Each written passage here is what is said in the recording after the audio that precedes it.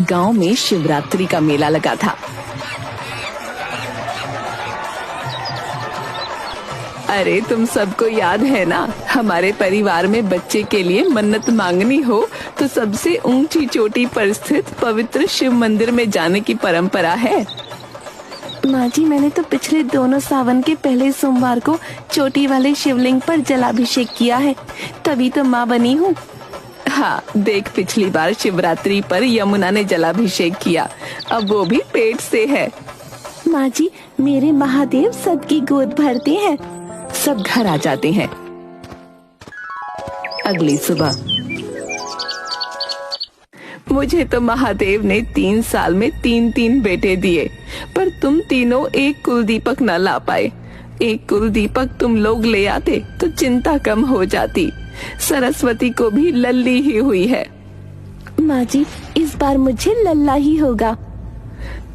अरे रहने दे यमुना, शिवरात्रि पर जलाभिषेक के साथ शिव के 108 पाठ किए बिना पानी भी न पीती। महादेव मुझे भी लल्ला देंगे। क्यों नहीं गंगा, तुझे शर्म ना आवे? सबसे बड़ी है तू।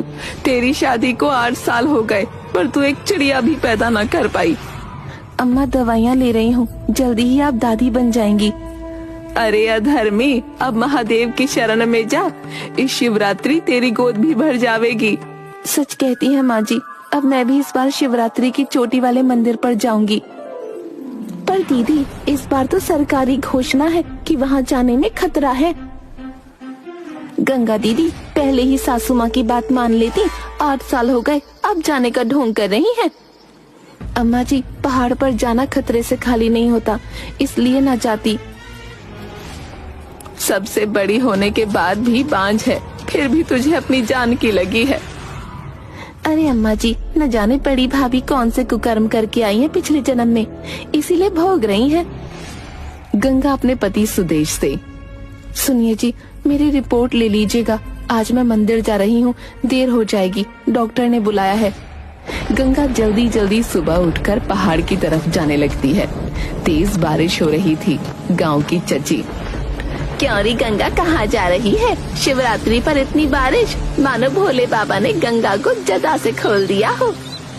अरे चची, अम्मा की बात ना मानकर बड़ी गलती की मैंने। देखो ना, मेरी दोनों देवरानियों को बच्चे हो गए, पर मैं अभी तक लल्ला का इंतजार कर रही हूँ। अरे क्या तू पहाड़ वाले मंदिर जा रही है? और वहाँ मत जाना, सुना है तूफान आने वाला है। चची जो भी हो, आज शिवरात्रि है, शिवलिंग का अभिषेक किए बिना मैं वापस ना आऊंगी, वरना अम्मा को लगेगा मेरी भक्ति नकली है। पहाड़ पर चढ़ते समय अचानक बादल फट जाता है। गंगा पानी के तेज बहाव के साथ बह जाती है। भोलेनाथ, मैं भी गंगा हूँ, अपने शरीर को तुम्हारी गंगा की धार के साथ छोड़ देती हूँ। जहाँ तुम्हारी गंगा इस गंगा को ले जाएगी, वही मेरा ठिकाना होगा। सर पर चोट लगने के कारण गंगा की याददाश्त चली जाती है। पहाड़ पर बादल फटने की खबर जब शकुंतला के घर पहुंचती है।